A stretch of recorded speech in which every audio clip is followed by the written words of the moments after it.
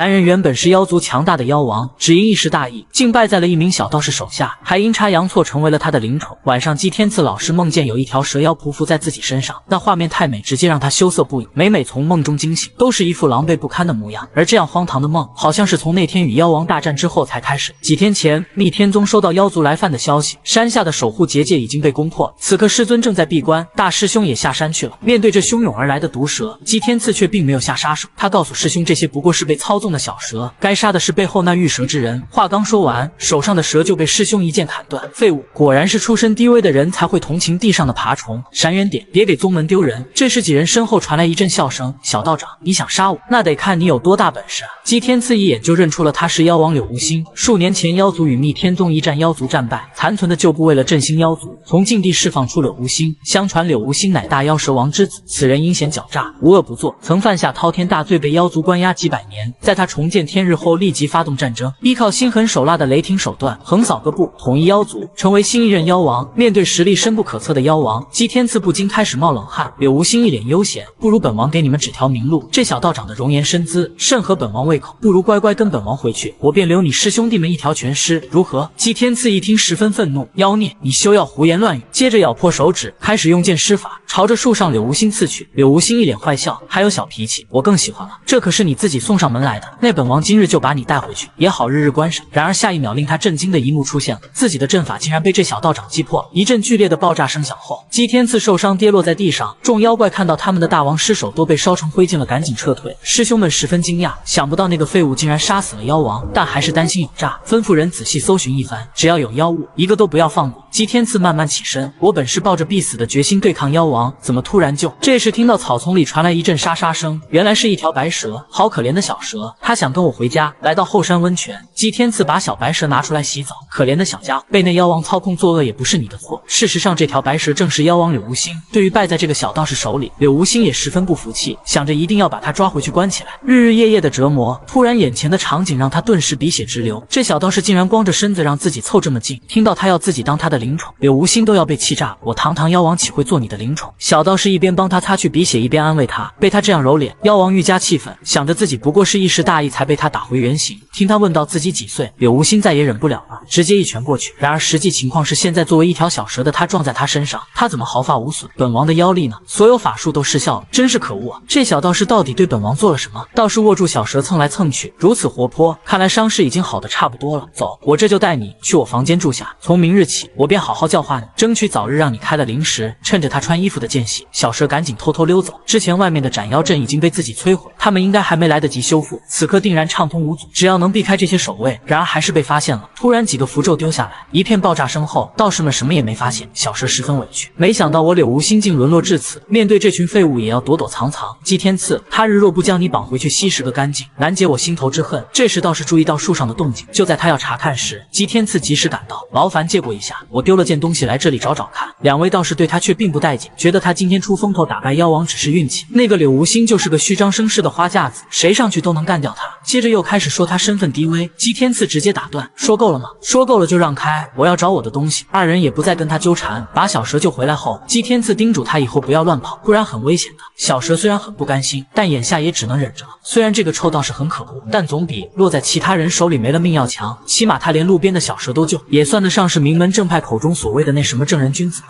来到他的房间，里面竟然到处都是蛇的挂画。这时小道士凑近，宝宝，给你取个名字好不好？就叫19怎么样？想不到威风凛凛的一代妖王，却因法力尽失成为了一个小道士的手中玩物。这小道士竟然还有一个蛇形玩偶呢，连睡觉都抱着不松手。柳无心看着睡着的他，倒是也有几分姿色，但没想到这个臭道士居然是个变态蛇控，每天晚上睡觉都要忍受他的强行贴贴。柳无心再也忍不下去，从来只有本王戏弄别人，还没有人敢亵渎本王。突然小道士说了句梦话，小蛇就被吓到应激，慌乱中发现了一个柜子，想也没想就钻了进去，接着反应过来自己为什么要怕他。不过这柜子里的气氛好像不太对劲，转头一看，里面竟然供奉着一堆牌位，从小1到小18，他们全都死了。难道说马上轮到我了？姬天赐，好你个正人君子，这就是当你灵宠的下场，留在你身边，我怕是怎么死的都不知道，还是出逃吧。结果第二天早上就被抓回来。小19，你是在和我玩捉迷藏吗？怎么弄得浑身上下到处脏兮兮的？接着就要帮他弄干净。到了5时，路走不通，小蛇决定走水路，但没走多远就又被他逮住。宝宝，外面的水池太危险，想游泳的话，我家的浴盆也很大哦。午后趁着小道士在修炼不能中断，小蛇决定再次出逃。逆天宗的大门守卫太过严实，说不定这后山能有出路。突然察觉到有人靠近，小蛇直接转头，谁在呢？原来是他的手下，终于找到您了，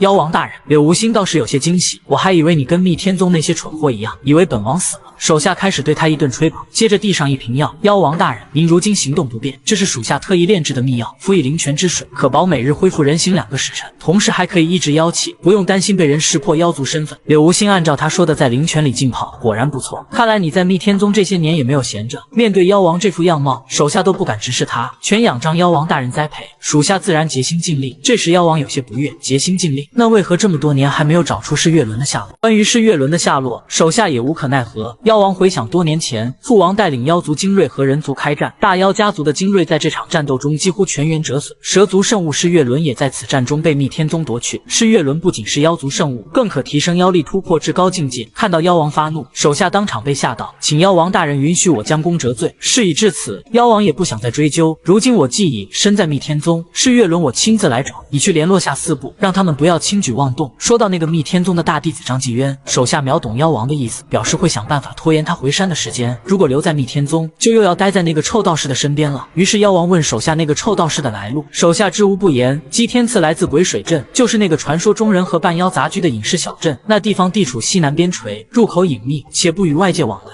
所以世人对其所知甚少。16年前，密天宗的张天师下山云游，机缘巧合下误入鬼水镇，在那里他遇到了5岁的乞儿姬天赐。张天师见他根本不错，又无依无靠，实在可怜，便将他带回了密天宗。可出身鬼水镇的人，从小与妖物共生，自然会被世人猜忌和害怕，更何况是以除魔卫道为己任的密天宗，弟子们对姬天赐就更加排斥。所以这些年来，姬天赐一直深受同门排挤，平日里全靠自己钻研修炼道行，好似并没什么长进。这边姬天赐正在修炼，体内好像有其他灵力的波动。就在他要控制不住走火入魔时，突然感受到师尊的力量，睁眼一看，果然是师尊回来了。师尊告诉他，天生仙才，天赋异禀，可惜心死玲珑，需时刻压制，否则恐将走火入魔，你需谨记，无痴无嗔，无欲无情，假以时日，必可堪当密天宗宗门圣子之位。姬天赐谢过师尊，幸好今日师尊回来了，才能转危为安。听师尊问到旁边的小蛇，姬天赐这反应过来，他又溜走了，赶紧就要去找他。道士跟小蛇一起修行打坐，竟然看到了让人脸红心跳的一幕。看到小蛇在房间里，道士十分激动，抓起他就开始一顿猛亲。小蛇都被他整无语了，怎么鬼水镇会出这么个呆瓜？暂且委屈几日，等本王找到是月轮，便可恢复妖力，到时再从这臭道士口中逼问出鬼水镇的方位，抢走内地的无数财宝，用来壮大妖族势力，最后再将他碎尸万段，也算为前面那18个倒霉蛋出口恶气。这时道士碰了碰小蛇，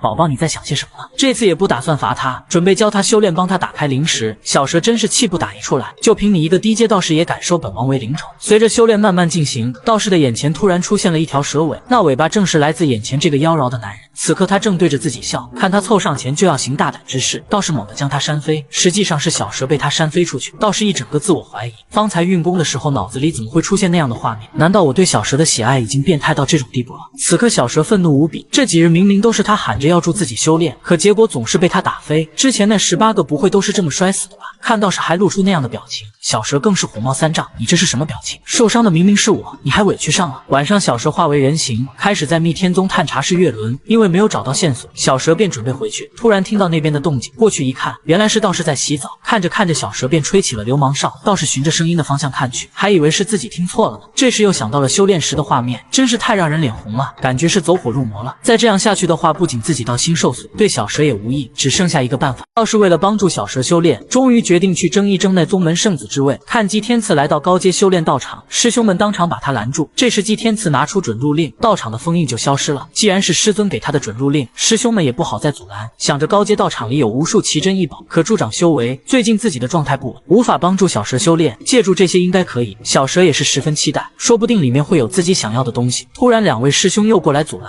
刚刚收到大师兄的消息，大师兄有事要延迟回山，此间所有人等不得有任何异动，一切等大师兄回山再说。姬天赐此时已经在压制怒火，2位师兄觉得他非要在这个时候进去就是有所图谋。小蛇真想直接把他们给咔嚓了，这2个蠢货几次3番坏我好好事。这个臭道士也当真是个美丽的废物。其中一个师兄直接上前就要把道士拽出去，突然被他袖子里的小蛇咬了一口。另一个师兄见状赶紧上前关心：姬天赐，你鬼鬼祟祟的在手里藏了什么东西？说着就要把他手里的东西给扒出来。可怜的小蛇都快要被他捏死，这下倒是忍无可忍，猛地给了师兄一拳，当场把人打晕在地。从前无论各位师兄弟怎么对我，我从不计较，那都是看在师尊的面子上，但我的忍耐也是有限度的，你们不要欺人太甚。师兄也是被他这气势吓到，但嘴上依旧不饶人。你就是仗着有师尊撑腰罢了，你要真有本事，就当上宗门圣子再说，到时自然没人敢拦你。这边众人正在忙着修复万仞斩妖阵，道士看着这一幕忍不住感叹，这阵法已经护佑密天宗上百年，没想到这次却被柳无心那恶妖所破，害得崇善师叔身受重伤，修为大损。就交手来看，那个柳无心明明不堪一击，他如何能破得了此阵呢？听他这么看不起自己，小蛇直接朝他一击灵蛇摆尾，生气的跑到一旁诅咒他，倒是安慰他一定会尽快帮他修炼，早日成为自己的灵宠的。这时宗门传来公告，弟子姬天赐因在宗门内殴打同门，没收其高阶道场准入令。原本是无心争夺宗门圣子之位的，但为了不负师尊所望，也为了能畅通无阻的助小蛇修炼，现在倒是决定争一争。既然高阶道场去不了，只能想想别的法子。说着就捧起小蛇，紧接着就是一顿猛亲。宝宝，你乖乖在这里等我，我去就回。这回和这臭道士的想法倒是一致。据说这宗门圣子乃是正道之表率，地位超然，若能助他登上圣子之位，那正道宗门岂不就全在我的把控之中？为了能够获得三大派系的举荐，当上宗门圣子，道士决定先去帮忙找出阵法的破绽。既然道士想要争在宗门圣子之位，小蛇也是很支持他的。目前密天宗有3个派系，以密天宗师尊张天师为首的剑术派，以崇善为首的阵法派，还有以正素为首的训灵派。要成为宗门圣子，需要得到这3个派系的共同举荐，也就是说，这个道士现在除了张天师，还需要得到其他2派的认可才行。看来他是想先从阵法派入手。在众人的努力下，阵法终于修复好了。崇善这时也过来慰问大家。看到崇善真人，小蛇觉得他的脸色差的就像刚从土里挖出来的一样，而且这阵法看着也不强啊，这种水准就能在密天宗当师傅吗？崇善认为那蛇妖既然能毁阵，就说明此阵有破绽之处，即便修复也不是万无一失。云娇对此表示惭愧，没有找出破绽之处。旁边一名弟子觉得反正那蛇妖已经死，这世上应该也无人能再破此阵。这时突然传来一个不一样的声音，姬天赐过来以师尊的话告诫大家，你如何能保证不会再有第2个柳无心？众人听后纷纷觉得他在装叉。接着姬天赐告诉崇善师叔，自己平日里也研习过一些阵法。愿一事，2年前我曾击杀一头吃人的双头虎妖，斩下了他的一条尾巴。那虎妖有100年修为，这条尾巴时至今日依旧妖气深重，我可以借此妖物进入阵中进行实战演练，找到阵法的破绽。云娇一听都想骂人了，你在开什么玩笑？这阵法可不长眼睛，要把你当做妖物绞杀了怎么办？崇善也劝他不要以身犯险，等我伤势好转，自然会想办法提升阵法。再说了，万一你要有个3长2短，我怎么跟掌门师兄交代？然而姬天赐心意已决，生死由命，师叔不必挂怀。说着就进入了阵法中，众人都被吓坏了，觉得他肯定出不来了。这边张天师和随侍阿成都看到了这一幕。阿成问张天师不担心吗？张天师觉得眼下时机正好，且让他历练历练。姬天赐来到万仞斩妖阵中，里面的景致竟与外界无异。突然一尊巨大的法相映入眼帘，姬天赐一眼就认出那是密天宗的先祖赤叶仙尊。赤叶仙尊是密天宗的开宗立派之人，也是师尊正素师伯和崇善师叔的师傅。听师尊说，赤叶仙尊道行高深，剑术阵法训灵无一不精，只可惜仙尊早在100年前的2族大战中不幸仙陨，此阵想必也是师承仙尊，所以崇善师叔才将师尊之法相置于阵中震慑妖魔。姬天赐对着法相跪拜以示尊敬。突然阵法发动了，一边被幻化成男人的小蛇纠缠，一边要应对阵法的攻击。小道长可真是太难了，道士刚进入阵中没多久，阵法就发动了。躲过第1波攻击后，还没休息一会儿，紧接着又来了第2波，道士赶紧拔剑应对。这时头顶上出现能量阵，如此大范围的攻击，道士都看冷了。一声巨响过后，道士受伤瘫倒在地上，起身后口吐鲜血。看着这阵法图案，看来要破阵得找到生门，但想着这既然是必杀阵，崇善师叔在布阵时应该不会设置生门才对。那蛇妖究竟是怎么做到的？突然感觉身上有什么东西在动，原来是小蛇跟着自己进来了。小师姐，不是让你乖乖等我吗？你什么时候偷偷跟过来了？知道这里有多危险吗？对于他刚刚的表现，小蛇忍不住竖起尾巴嘲讽他，倒是瞬间来气，不许用尾巴比那种下流的手势。被打后，小蛇生气的一口咬住他。这时阵法的攻击又来了，道士赶紧把小蛇缠在身上，宝宝抓紧我。接着起身一跃躲过攻击，这样耗下去也不是办法。突然缠在身上的小蛇变成了一个男人，二人就这么四目相对。小蛇一脸问号，糟糕，我怎么突然化形了？接着二人掉了下来，道士缓过神来，看着眼前这景象一脸尴尬，赶紧战术性后退。此时两人的内心活动别提多精彩。小蛇开始诱惑小道士，道士一边闭眼一边脱下衣服，即便想着眼不见为净，但听着小蛇的话还是要扛不住了呀。我的宝宝应该是阳光、活泼、调皮、单纯如小白花的可爱小蛇，为什么会变成如此油腻逆、荒唐又不知检点的男人。小蛇看到道士那样的表情都要发火，倒也不必现在就脱衣服了。下一秒道士把外套盖在他身上，事发突然，你将就着穿上吧。小蛇瞬间都无语了，我都这样了，他居然不为所动。道士安慰他不要害怕，此阵只是针对那些恶贯满盈的大妖，对你应当不起作用。身后小蛇露出一抹邪笑，接着缓缓朝道士走近，下一秒一把抱住他。那怎么办？这阵法专杀妖精，我好怕呀！道长哥哥护我。这时阵法发动，一堆飞剑朝二人袭来。即便小蛇化形成成年男子，道士还是把他护在身边保护。一声巨响后，二人被阵法击飞一顿翻滚。道士紧紧将小蛇护在怀里，看到小蛇流鼻血了，道士急忙关心。小蛇告诉他自己没事，突然感觉被道士的什么东西顶到，道士瞬间慌了。小蛇一脸坏笑，让我看看你在身上藏了什么东西。一顿摸索后，小蛇摸出来一条尾巴，这是什么？道士告诉他是狐尾，心想还好只是狐尾。接着第二波阵法又要来了，范围之大，二人根本无法躲避，道士只能施法强行抵挡。抱歉，之前我不是故意要冒犯你，只是靠近一点，我能更好的保护你。看着道士虽然呆了点，心肠倒是不坏。倒是奇怪，以往幻觉都是出现在石海里，这次的幻觉实在是太真实了。小蛇觉得他真是可爱，明明自己现在是实体，他居然以为是幻觉，而且就算是幻觉他都要护着。不过他刚刚说到石海，莫非这其中有什么联系？此时道士已经开始有些吃力，玉气术只能暂时抵挡进攻，必须尽快想出破阵的方法。小蛇笑了笑，这还不简单，想到当时自己破此阵不过须臾之间。看到弟子慌忙跑来禀报妖族进犯的消息，崇善不慌不忙，他妖族想要进密天宗，还得过了我的万刃斩妖阵再说。接着听到妖王柳无心的声音，道门风范，本王倒要看看毁了这阵法，你们还有什么风范可言。说着挥起鞭子就朝那尊法相攻去。随着法相的破裂，阵法也开始崩塌，崇善受到反噬，当场口吐鲜血。小蛇化为人形就要被道士掀开帘子发现时，关键时刻终于是变了回去。想不到眼前这条小蛇竟然是妖王柳无心，双头虎吓得连忙朝他跪下，大王明鉴，小妖我绝对没有背叛妖族。原来这双头虎原本是柳无心父王的旧部，本该效忠于他，但柳无心从禁地出来后他却消失不见了，现在抓到他跟密天宗弟子厮混在一起。双头虎一顿哭诉辩解，当时人妖大战，妖族精锐全灭，妖族从此一蹶不振，我们这些小妖战后也不知如何是好，只能各自回家。离开妖族军队之后，我日日以泪洗面，之后更是化悲愤为食欲，却没想把自己吃到400斤。一日我回家途中滚落山崖，因为长期暴饮暴食被卡在石缝中难以逃脱，刚好祭天赐路过救了我向来知恩图报，便留他一尾做信物，有危险可唤我相助。柳无心半信半疑，你这虎妖杀人无数，按密天宗的做派，你必死无疑。那个呆子会这么轻易放过你？虎妖支支吾吾，那都是误会，其实我从来都不杀生的，真的，连蚂蚁我都不曾踩死过，我还有吃素的习惯，非常养生。柳无心看他还敢骗自己，都想教训他一顿，不过眼下还是不跟他废话，想要知道两族大战的事。作为唯一活下来的旧部，你竟然跟我玩失踪。虎妖瞬间被他吓到，大王息怒，我说，其实当初活下来的不止我一个，还有一些同族没死，他们都被封印在密天宗的镇妖山谷里。大王你也知道小的在军中地位低下，我知道的也只有这些。这时道士开门回来，看到阿喵疯狂在这里磕头，一脸问号，过去问他在干什么。阿喵表示自己就是站累了想跪一会儿，道士担心他着凉，还贴心的拿来毯子让他继续跪，注意到床帘拉下来。道士以为是小蛇醒来了，柳无心察觉到情况不妙，慌忙就要躲避，但此时却一直都无法变回小蛇形态。道士撩起床帘，就在这千钧一发之际，柳无心总算是变了回去。看到小蛇醒了，道士十分开心，宝宝快看，我特地找崇善师叔要来的仙露草大补。然而这在小蛇眼里根本都不够塞牙缝的。道士告诉他，等自己当上宗门圣子，想吃什么喝什么都给他安排。此时小蛇心里想的是，道士要喝密天宗门人的血，还要吃他们的肉。看小蛇吃东西的模样这么可爱，道士又忍不住要亲亲。小蛇趁此机会告诉外面的虎妖卯时和自己一起去镇妖，今日之事你要是敢说出去，你就死定了。虎妖一脸无语，大王居然有脸责怪我和姬天赐厮混，明明他自己也乐在其中。到了卯时，虎妖此时还在呼呼大睡，小蛇起身就准备行动，得趁道士还没醒起来的时候小心翼翼。突然被睡梦中的道士一把握住，直接疼到受不了。虎妖被动静吵醒，睁眼就被眼前的景象惊到，感受到小蛇有生命危险，道士第一时间赶到现场救下了他。第二天道士醒来捏了捏旁边的小蛇没反应，就算用力拉扯他也不会动，这下反应过来他是假的。这边柳无心已经和虎妖前往镇妖，来到谷口，虎妖回想起当年那一战，实在是惊心动魄，惨绝人寰。那时的妖族实力强盛，仙王率领的众多精锐更是战无不胜，所向披靡。为了从人类手中夺回领地，给妖族拓展更多的生存空间，我们一路打到赤云山底下。当时的密天宗掌门赤叶道行高深莫测，赤云山在他的庇护下固若金汤，我们久攻不下，仙王便令众妖抓住清凉城的百姓，一日杀10人，一直杀到密天宗肯下山与我们开战。此计果然成功激怒了密天宗，赤叶率众弟子下山与我们交战。听到这里，柳无心觉得不对劲，提醒虎妖想清楚自己在说什么。我父王虽然杀伐果断，但行事向来是王者之风，怎么会用这种下作的手段逼赤叶出手？虎妖被吓得连忙跪下抱住他的腿，小的怎敢欺骗大王？我说的都是真的，只不过先王为何下令，我也不是很清楚。我乃先王座下前锋密探，当时正在赤云山上探路，并不在清凉城中。就在我费尽心力，终于摸清赤云山的地形时，却传来赤叶与先王同归于尽，幸存妖族被俘虏的坏消息。我拼死厮杀，以一挡百，杀出重围，才得以逃脱。柳无心对他的话半信半疑，觉得当年两族大战必有隐情，父王灰飞烟灭，母亲下落不明。若这山谷里真的有当年幸存的妖族，这时天空中突然传来一只老鹰的叫声，柳无心当即警觉起来。与此同时，镇妖谷内传来声响，这边弟子匆忙找到正宿师伯，告诉他镇妖谷发生异动，不知受了什么刺激，山谷内有妖物在冲撞封印，似乎是想要逃跑。柳无心感受到这妖气里充斥着腐臭和血腥味，还越来越浓烈了。接着让虎妖先撤，这不是你能招架得住的。转头一看，虎妖早已不见了踪影。这时听到有个声音在叫自己，接着越来越多的声音，很快柳无心就被这些妖气包围，渐渐的失去了意识。危急关头，道士赶到，一把抓住了他，接着把他从妖气中拽出。想不到还是来晚了一步，刚刚算到19，生命垂危，我便立马赶过来。他怎么会跑到这个地方？现在他已被谷内的邪气浸染，必须尽快传功助他排出体外。传功的时候，道士进入了幻境，在湖中间看到了一座亭子，想着19会在那里吗？过去掀开帘子，竟然看到昏迷的19化为蛇身，正被妖气捆绑着。小蛇紧紧勒住道士的脖子，想让他把妖力还给自己，没想到却激发了道士隐藏的某种属性。看到小蛇被妖气捆绑，道士赶紧过去把他救下，帮他驱除完身上的妖气后，接着就剩尾巴了。这时小蛇缓缓睁眼，竟然有这么大的奶汁在自己眼前，简直是福利啊！小蛇直接一口咬上去。与此同时，道士碰到了小蛇的关键部位，双方互相都被吓到，赶紧自我保护，速速避开对方。小蛇更是大骂道士是变态，道士解释自己只是帮他清除尾巴上残存的妖气。小蛇疯狂逃窜，道士拼命追赶，看到小蛇为了躲避自己，直接爬上了房梁。道士奇怪自己有这么可怕吗？一脸担忧的看着他，你尾巴上的妖气还未彻底清除，爬得太高，当心掉下来。话刚说完，小蛇果然开始失力，接着就这么掉了下去。道士慌忙过去接住他，虽然接住了小蛇的身体，但却被小蛇的尾巴给砸到了。驱除妖气的过程中，小蛇威胁道士要是敢碰自己的尾巴，一下就死定了。道士解释刚刚自己真的不是故意把手指伸进去。这时小蛇感觉到有源源不断的妖力注入了自己的身体，这熟悉的感觉是我的妖力。于是小蛇缓缓起身，接着握紧拳头，下一秒直接用尾巴缠住道士的脖子，把我的妖力还给我。道士不明白他这是什么意思，此刻已被小蛇缠到呼吸困难。这边虎妖有些担心小蛇，于是又折了回来。刚刚看到姬天赐从路边跑过去，大王应该没事吧？接着看到前面的姬天赐和大王，但却不明白他们这是在干嘛。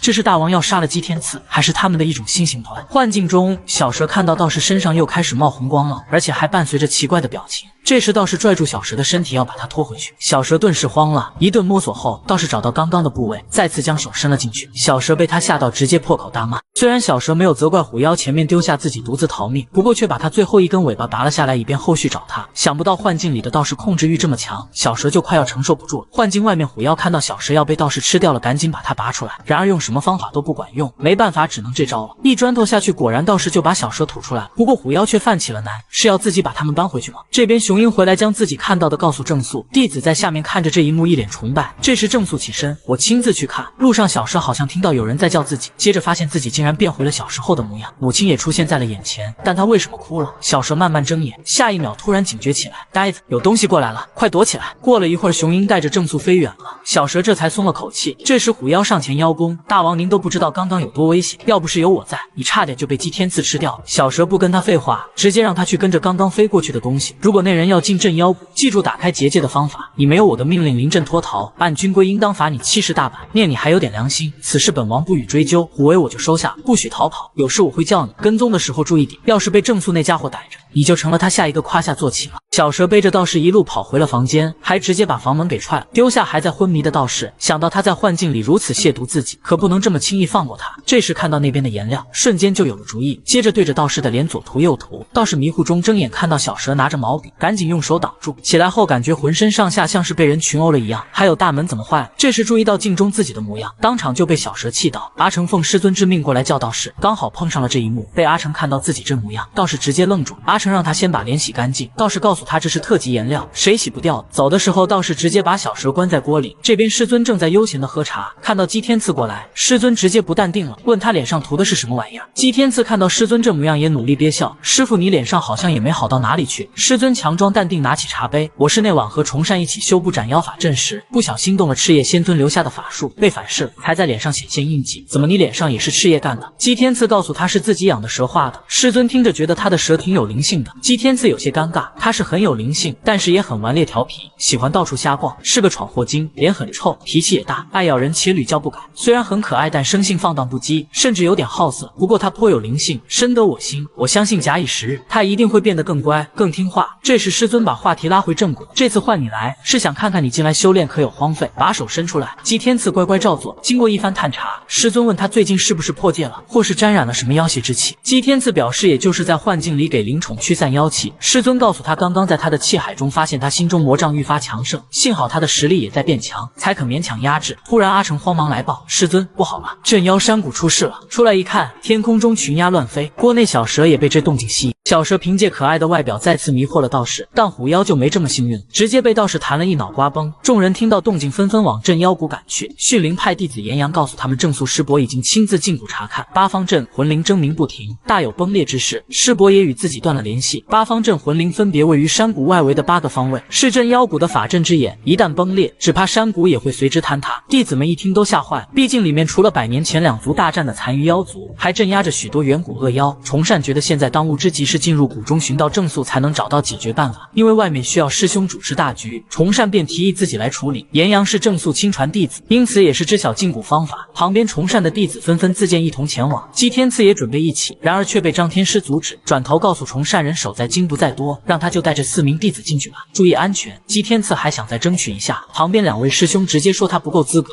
又想抢着出风头。这时听到那边的动静，姬天赐猛地回头，虎妖将自己跟踪正宿的过程告诉了小蛇。那橘毛小子进入山谷不多时便谷中大震，估计里面打起来，那里面的大妖可不是吃素的，他一个人进去那不是找死了。小蛇直接让他讲重点，于是虎妖赶紧说到入谷方法。这镇妖谷没有特定的入口，靠的是咒语，此为语声烟，专门收集密令咒语之类的声音信息，现在只需用此烟重现咒语，便可送大王您进入镇妖山谷之中。这时姬天赐怒气冲冲找了过来，上去就给了虎妖一脑瓜崩。我就说19怎么会偷跑出来受了伤，原来是被你带坏了，现在你又引诱19到这里来，意欲何为啊？虎妖一听那叫一个憋屈，我带坏他，我引诱他，你要不要看看他多可怕？然而这边小蛇却是一副十分乖巧可爱的模样，虎妖直接无语了。接着姬天赐捧起小蛇，宝宝阿喵坏，咱们别理他，幸好我除了设置结界，还在你身上撒了追踪香，才能及时发现你的行踪。突然虎妖手中的羽生烟溢了出来，紧接着镇妖谷的入口就出现了。姬天赐和小蛇被传了进去，虎妖庆幸自己没有被带进去，终于可以自己去玩耍，莫名其妙就出现在了陌生的地方。姬天赐很快反应过来这里是镇妖，小蛇十分开心，终于进来了。接着就撞上了崇善一行人，姬天赐只好解释自己是担心大家就进来了。2位师兄觉得他还真是阴魂不散，他身上肯定藏着什么邪物。听到他们这么讲自己，小蛇直接对他们死亡凝视，2人瞬间被吓到，接着便开始密谋。都已经到镇妖山谷里了，我还没找他算账呢，他自己非要撞上门来。谷内妖邪众多，危机四伏，什么都有可能发生，道士也怨不得我。虽然师姐也讨厌小道士，但比起师弟们对他见死不救，师姐还是决定上前帮他。道士看着眼前的景象，确定自己这是真的进入镇妖谷了，但还是不清楚是怎么进来的。这时炎阳带他们来到镇魂符前，谷内共有8张这样的镇魂符，乃是赤叶仙尊当年汇聚灵力亲手所绘。8张符分别对应谷外的8只镇魂灵，二者合力结印。山谷异动必然是妖物冲撞符咒所致，所以正宿师伯进谷后肯定会来查看这8张镇魂符的所在地。此处有新鲜的打斗痕迹，有可能是师伯查看此处镇魂符时被群妖围攻，看这情形，师伯有可能受伤了。云娇奇怪，正宿师伯不是最擅长跟妖邪打交道吗？怎么会呢？道士上前查看了这血迹，发现好像并不是人血。崇善告诉大家，现在需要尽快找到正宿，只有他才可以修复封印。接着让大家兵分2路，自己往东搜寻，小辈们往西搜寻。走前还把阵法宝匣交给弟子，有了它可以无限次开启伏魔阵，如果遇到妖邪，用伏魔阵困住对方，尽快脱身即可。云娇问他一个人行不行啊？要不还是让炎阳师弟跟你一起吧。想不到徒弟竟然这么不相信自己，于是崇善就提起之前云娇走丢那次的事，让他到时不要在原地哭鼻子。接着带上岩阳走，云娇也带着师弟们一起走，没想到却不认路，还是得由师弟来带路呀。接着几人来到一片到处发臭的地方，道士贴心的提醒师姐这坡有点陡，要小心点。此刻身后的树上一只巨大的蝙蝠盯上了云娇，接着就把他抓走了。众人听到惨叫，慌忙回头，只见师姐正被一只巨大的蝙蝠吊着。真香啊！这么好的食材主动送上门来，那就先挖你的心脏，给老子尝尝鲜。这时道士出手一剑斩断了蝙蝠的利爪，赶紧让师兄们护好师姐。这时蝙蝠露出阴森的笑容，从剑法上看出他们是密天宗的弟子。你们和赤焰那个小人一样，都该死！面对就要放大招的蝙蝠妖怪，道士丝毫不慌。你这孽畜，赤焰仙尊让你们在此为自己的恶行赎罪，没想到你却不思悔过。你的对手是我，尽管放马过来。蝙蝠妖怪开始嘲笑赤焰，还仙尊呢？我都听后进来的小妖说了，他早就被妖族大卸8块，死无全尸了。他把我封印在此又怎样？到最后还不是死在了我血蝠王的前面？一听是血蝠王，云娇瞬间慌了。前面听师叔说过，此妖毒辣之极，专喝人血，是恶贯满盈的上古大妖。当年还是赤焰仙尊亲手将其打入到镇妖山谷的。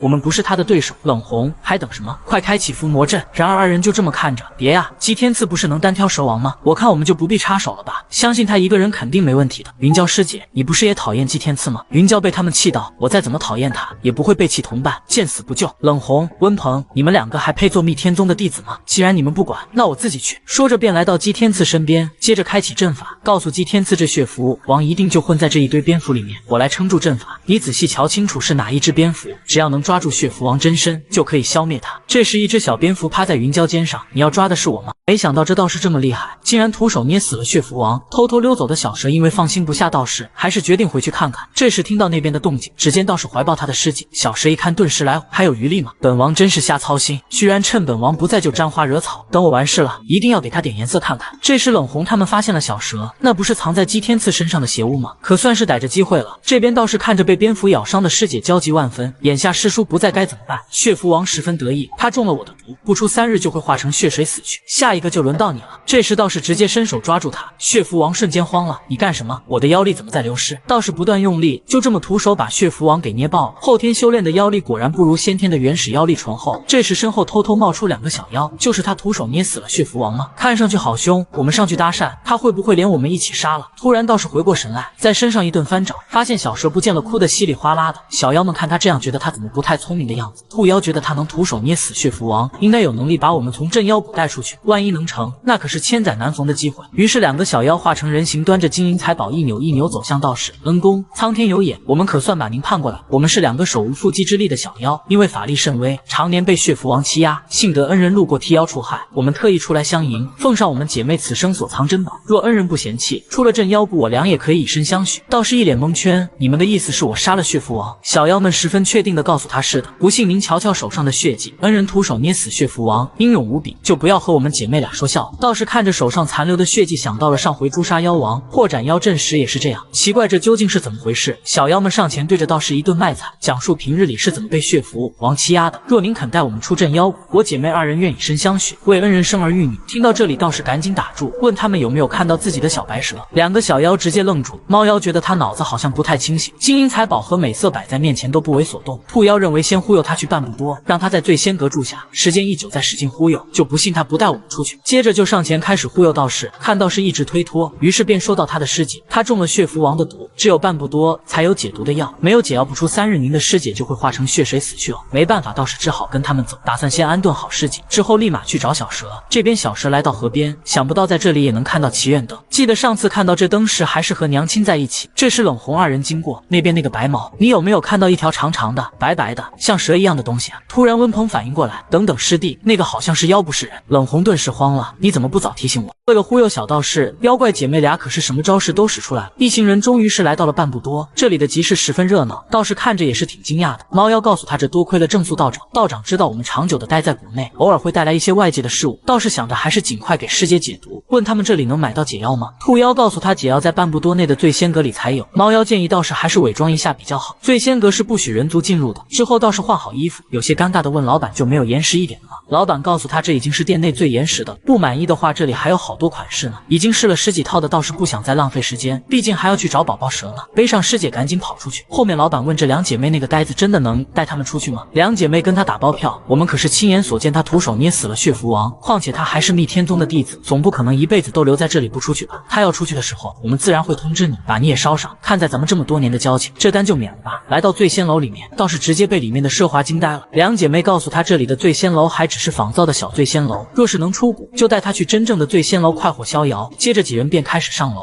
兔妖看着这伙计给自己比手势，原来他们都是一伙的。来到房间里，妖怪告诉他这是醉仙阁的独门秘香，可解百毒。依您师姐的中毒情况来看，至少还要熏上1日1夜。说着又开始缠着道士，这熏香价格不菲，我们为了报答恩公，可是花了大价钱，别的不求，只求能常伴恩公左右。道士实在受不了，直接将他们丢了出去。两姐妹被气到，我俩何时受过这等气？若待我们姐妹出谷之时，必叫她尸骨无存。这时看到两个黑衣人上来，猫妖凑上前小声问他们，不是说好晚点行动的吗？看他们完全不搭理自己，姐妹俩满头问号，这俩是咱们的人吗？两人来到道士门口敲了敲门，道士打开门，原来是师叔他们。崇善问他师姐还有温鹏冷红他们呢，道士告诉他两位师兄带着法宝和自己走散了，师姐跟自己并肩对抗血符王却不慎被咬伤。崇善一听顿时吓坏了，赶忙跑去查看云娇的情况，上前抱起他一顿摇晃，娇你死了师傅怎么办啊？师傅我可是会被你爹砍头的呀，就算你爹不砍我，到时候掌门也会出手，你可得救救为师，至少得先写份遗书保全为师再去世也不迟啊。道士在一旁都看愣了，告诉他再摇，师姐的毒就顺利进入五脏六腑，必死无疑了。于是崇善赶紧把人丢下，这些都被门口这两姐妹看在眼里，盘算着多两人多2份出去的希望，总有一个能攻破。接着崇善让严阳留在这里照看好他师姐，自己和姬天赐下去探探情况。路上崇善还有些担心冷红他们，这时突然听到楼下有人喊救命，正是冷红和温鹏二人。道士看向门口，只见一个身着白衣的男人往里走来，冷红二人满脸惊恐，你已经追了我们很久了，为什么还不肯放过我们？男人神情冷漠，有意思，让我放过你们，先问过我的鞭子如何？不愧是诡计多端的小蛇，趁着道士昏迷，上去直接就是一顿为所欲为。醉仙阁里其他妖怪看到门口这情况，不得不佩服这白衣妖怪，那两位可是密天宗的弟子，他就不怕密天宗的人来报复吗？此时冷红和温鹏两人被吓得直哆嗦，我警告你，你不要乱来，我们要是在镇妖谷里死了，你们都别想出去。小蛇丝毫不慌，哦，要不要赌一赌？出了镇妖谷，你们是少根胳膊还是少根腿？说着就朝他们挥鞭。这时道士上前一把抓住鞭子，且慢，我不知他们二位哪里得罪了你，我替他们向你赔罪，就看在他们是密天宗弟子的份上饶了他们吧。看到面前这个男人是呆道士，还穿成那样，小蛇瞬间就被他迷住，他不知道男孩子穿成这样很危险吗？胸口这块布太多余了，好想扯掉。与此同时，道士感觉这个鞭子的触感好像自己的19，好想舔。因为小蛇戴着斗笠，二人没认出来。小蛇问他是这二人的什么人，跟他们很熟吗？道士想要知道冷红二人是哪里得罪了他，于是小蛇开始卖惨，他们在河边见了我，不光对我出言不逊，二话不说便对我用了这破法宝，我花了好大力气才从这法宝下逃脱，险些丢了性命，连鞭子都被这法宝弄坏了，你要怎么赔我？冷红赶紧反驳，他在说谎，他一脚便弄坏了师叔给的法宝，何来丢性命的说法？而且他的鞭子是打我们才。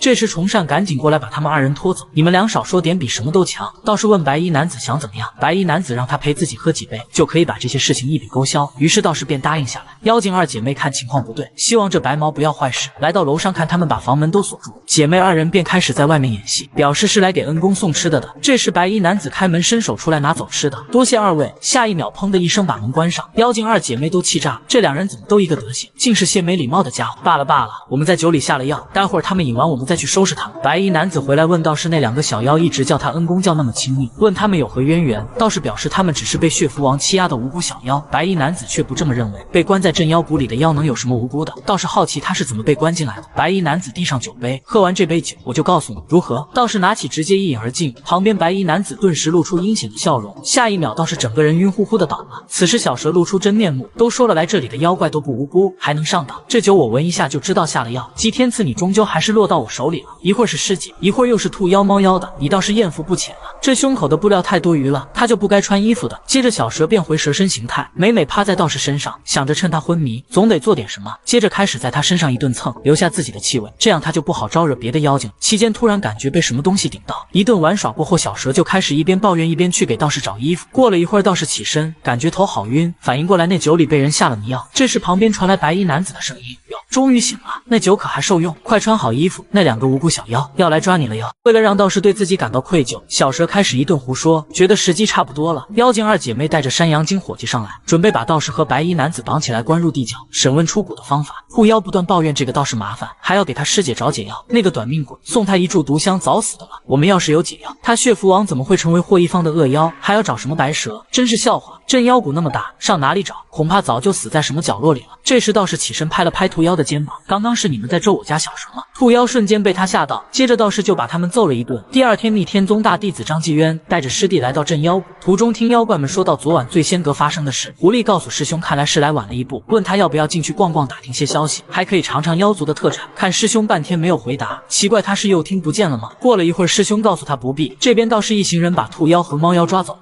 2姐妹被这阵仗吓得直哆嗦。我们平日里用些小手段，只是想多搜罗点妖怪们的财物和宝贝。我们一向是只谋财不害命，这次看到道长您，想着你能带我们出去，一时冲动就。倒是对于他们被关在这里不思悔改感到十分气愤。莫非此次谷中异动，还有正宿道长的失踪，也是你们所为？兔妖赶紧辩解，这个真不关我们的事。正宿道长是来过醉仙阁，可是没一会儿就走了。况且正宿道长主管山谷刑罚，我们这些小妖怎么敢惹他呀？这时崇善过去问他血符王的解药，猫妖赶紧说在白沙峪那里住着一个很厉害的药剂，可以解血符王的毒。我们告诉你地方，你就放过我们吧，因为前面已经被他们糊弄过一次，这次倒是自然不会这么轻易相信他们。旁边白衣男子看不下去，直接朝那2女妖精释放冰针。我这冰针淬了寒毒，寒气入骨生根，发作起来比蝙蝠毒还要痛苦100倍。别想耍什么花样，乖乖带路去白沙峪找药剂。注意到道士一直在看着自己，白衣男子让他快点上马，我也要去白沙峪。翻过一座山后，几人来到白沙峪。白衣男子看着这个地方，觉得十分眼熟，怎么会和蛇王殿如此相似？道士看他好像不太开心的样子，关心他怎么了？方才赶路还没请教你的姓名，你头上的小角是蛇族的标志吗？白衣男子让他叫自己阿星就行。我是蛇族没错，但这个角可不是哪条蛇都能有。听到他是蛇族，道士十分激动。那你能帮我个忙吗？我要找一条小白蛇，不过它头顶的角是绿色的，很着急，很重要。阿星问他的宠物蛇是不是一条有绿色小角、5颜6色白的小蛇。道士奇怪他怎么知道。接着阿星开始一顿乱编，妖界都传遍了，说密天宗有人虐待他，不给他传功修行，不喂高级仙草，说好带他修行，但一点正事没干，住的是破烂房子，还要成天被人拿在手里把玩。道士听着十分伤心，想着自己在19心里是这样的坏人吗？这时阿星继续补充，不过呢，那条蛇还说他还想再体验一次脑袋被胸肌家暴的感觉。看到有妖怪冒充自己来诓骗小道士，19醋意大发，抓过那妖怪就是一顿毒打。众人看着眼前的建筑觉得十分诡异。崇善让严阳在外面守着他师姐，自己先带祭天赐他们进去。进去后道士听到有个声音在叫自己，接着转头还以为是阿星，突然周围变得白茫茫一片，道士焦急地奔跑，一边喊着阿星和师叔。这时眼前的雾气慢慢散开，道士看到那树上竟然是自己的师舅。过去奇怪他怎么会在这里，快跟我回去，镇妖谷里太危险。事实上这是9只妖物所化，打算迷惑道士吸食他的精气。因为前面听了阿星的一番讲述，道士觉得自己愧对19，直接跪下一顿猛道歉。我知道都是我不好，我在密天宗地位低下，没办法给你弄仙草。出了镇妖谷，我一定会弄个更好的房子给你住，只要我当上东门圣子，一定把所有好东西都给你。如果你真的讨厌我，想要离开，我也。道士一边哭诉一边用蛇尾擦眼泪，但是这蛇尾却闻着没有甜甜香香的味道，反而还有点臭臭的。这时妖怪下来要求和他双修，这样就答应一直留在他身边。道士一听顿时羞红了脸，下一秒一个鞭子抽了过来。道士看着眼前怒气冲冲的阿星，问他为什么要打自己的19。阿星十分生气，刚刚那一鞭子就该抽在你身上，你仔细看看他的脸。道士看着眼前的19，他竟然没有脸了。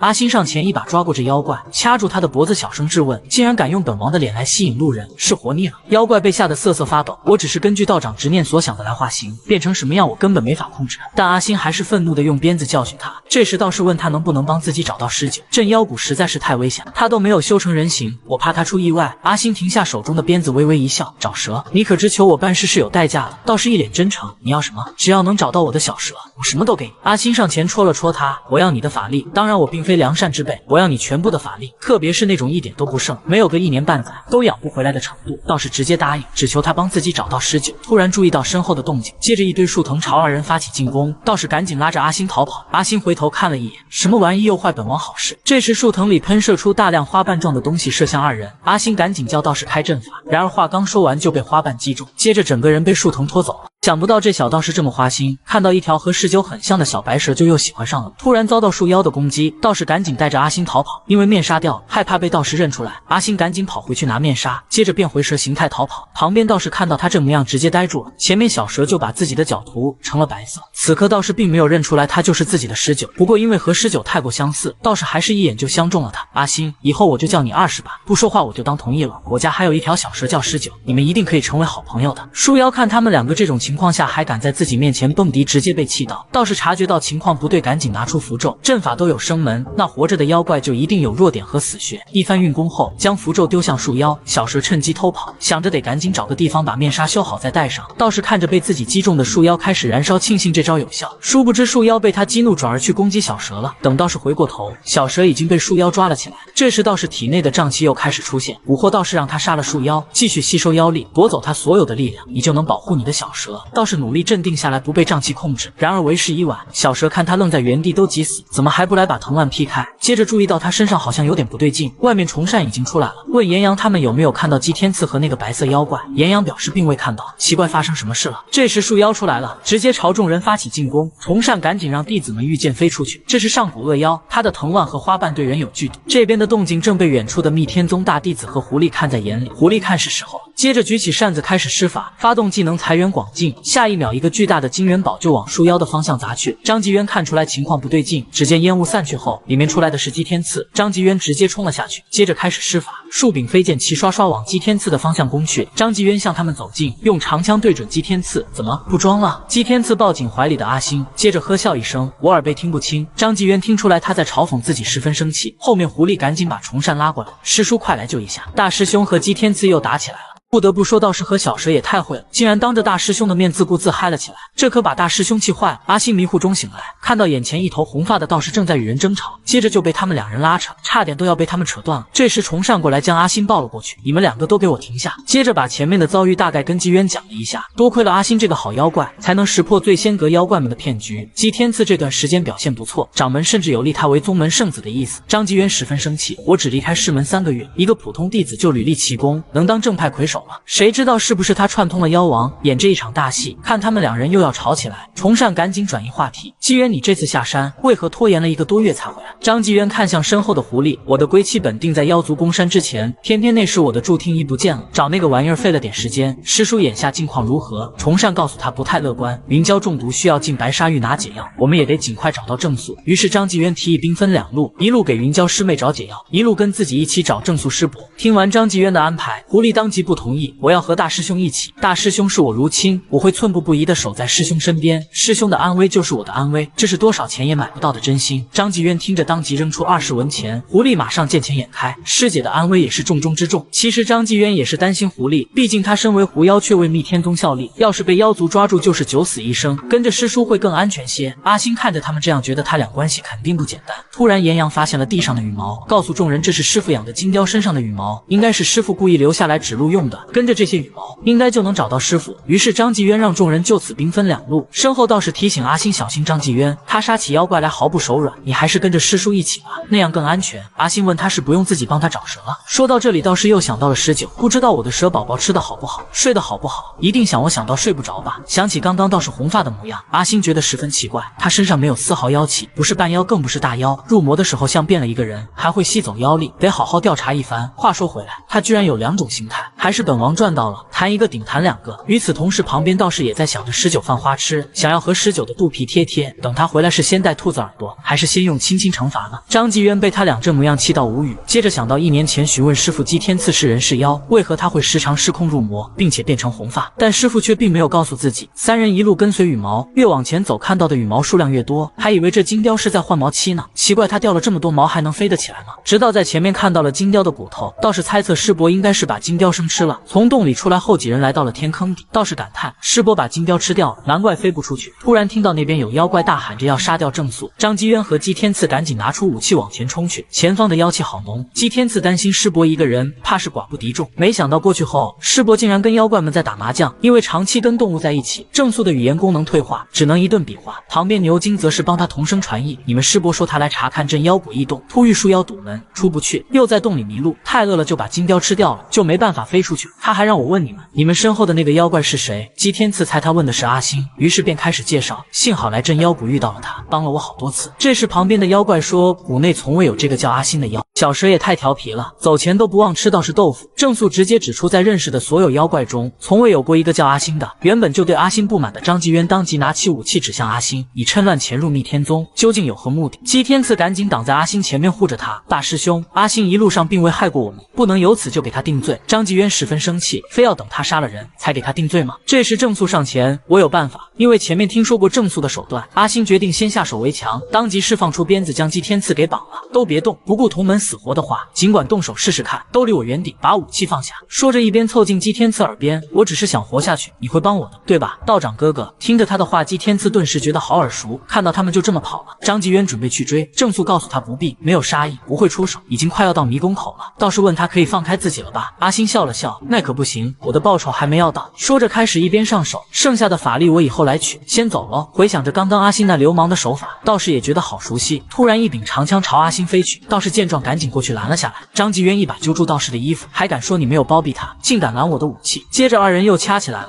旁边郑素都不知该如何阻止，没办法只能大力出奇迹，将他们的武器都折断了。这边崇善一行人来找药姬，却被小妖精告知他从不依人只救妖。这时道士和郑素他们也赶了过来，对此郑素也没有办法。突然道士有了主意，这有何难？用云娇师姐的毒血感染那两个妖，药姬不就出来救妖了？道士终于找回了心心念念的小蛇，激动的赶紧上前和小蛇贴贴。两只小妖听到要被感染毒血，瞬间吓得瑟瑟发抖。这时门打开，一位老妇人从里面走了出来，诸位别为难这几个小妖了，药姬大人命老奴来给几位带路。众人终于看到了希望，但下一秒老妇人告诉他们药姬喜进，只要一人陪同那位病人进去。崇善有些不放心，你怎么能保证陪同的那个人在里面会不会出事？老妇人也不跟他多说，现在是你们在求医，药姬向来就妖不救人，可又为了几位背弃了自己誓言，现在就不救答案在你们。崇善听出来他们是已经有人选了，老妇人伸手一指。姬天赐看到是自己有些惊讶，张继渊见状当即不同意，不可，姬天赐刚刚还和身份不明的妖怪厮混，被挟持了还帮其逃跑，他进去不妥。老妇人叹了口气，药姬同样信不过诸位，才找这位道长进去。老奴插一句嘴，若非有道长在，药姬也不会同意救人。几位还不做决定吗？眼下已经没时间考虑了。崇善让张继渊别拦姬天赐了，让他去，救命要紧。张继渊还想说什么，这时狐狸上前，师兄别忘了此行我们还要修复八方镇魂灵。这下张继渊才松口。老妇人带道士来到一条长廊口，后生沿着这条路一直走，就能见到药姬了。老奴还有事，就不送你进去。于是道士就这么背着师姐往里走去，感觉这洞穴里又湿又冷，望不到头的样子有些骇人。奇怪，药姬当真在这里吗？突然道士惊讶地发现自己的小蛇竟然在这里，当即丢下师姐过去和小蛇贴贴。十九乖乖待在我脖子上吧，我还要背师姐去找药姬。小蛇可不听他的话，直接钻进道士怀里。这里才是本王的宝座。越往里走，道士就感觉到里面的妖气越浓，小蛇也感受到了这股妖气，感觉好熟悉。道士背着师姐来到门前，门自动打开了。与此同时，小蛇想起了自己小时候去找娘亲，看到自己来了，娘亲会亲昵地叫着自己的小名，但马上回忆又开始变得混乱。回到了那个晚上，那天被抓了起来，父王没有听自己解释，娘亲还向父王进言，柳无心从小就不服管教，若是流放，恐怕还会顶着蛇王子嗣的名头作恶，不如废了他浑身妖力，再关入禁地，让他此生无法再惹是生非。这时道士捏了捏小蛇的头，宝宝你怎么了？是不是里面妖气太强了，吓到你了？宝宝不怕，躲在我怀里就好，我保护你。我们进去找药姬。心机道士一招就拿捏住了小蛇，奈何小蛇还真就吃这套。道士背着师姐进来，但在里面却并未看到药姬，于是道士先把师姐放下，准备到后面找药姬。门推开后，道士惊奇地发现里面有一尊巨大的观音像，还有一张很完美的蛇腿。这时小蛇探出头，想到以前娘亲也是常常拜佛诵经。接着道士发现桌上有一幅卷轴，疑惑难道是药姬留下来的？将卷轴摊开后，小蛇一眼就认出了上面那个图案，之前在那个发狂的树妖身上也看到过。不好，这呆子中奖！下一秒，一股能量进入道士体内，道士顿时感觉有些不适，伸手掏出怀里的小蛇。